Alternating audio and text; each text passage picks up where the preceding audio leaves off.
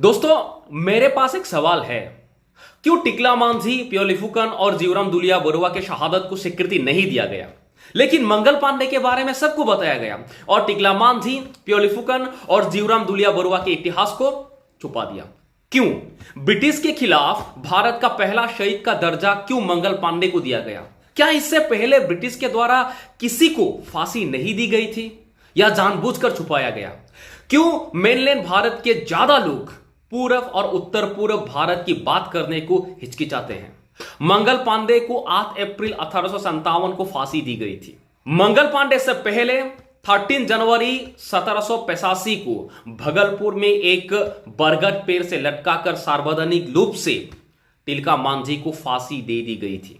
1828 के रेबल के बाद गुमधर कुंवर लापता हो गया था। शायद ब्रिटिश ने कुछ किया होगा इनके साथ।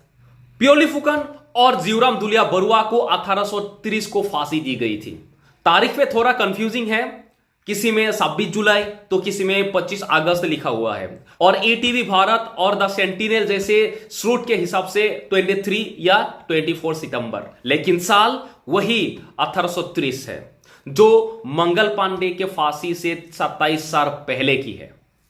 पर क्यों टिलका मांझी, प्योलिफुकन और जीवराम दुलिया बरुआ के शहादत को छुपाया गया या इग्नोर किया गया और 27 साल बाद फांसी दिया गया मंगल पांडे को भारत का पहला शहीद का दर्जा दिया गया? मेरा यह सवाल हिस्ट्री के उन पंडितों से और मेनलैंड भारत के बाकी लोगों से है।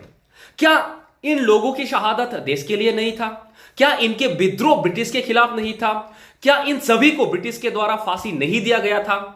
ठीक है कि वे लोग अपने रेबल को नेशनल लेवल तक ले नहीं जा पाया, पर लड़ाई तो उन्हीं ब्रिटिश के खिलाफ था ना जिसके खिलाफ मंगल पांडे ने लड़ा था।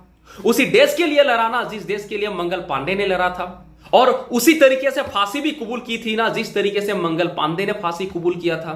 तो फिर किसी एक की शहादत की गुणगान करके बाकी की शहादत को क्यों छोड़ दिया? We need an answer, we need explanation.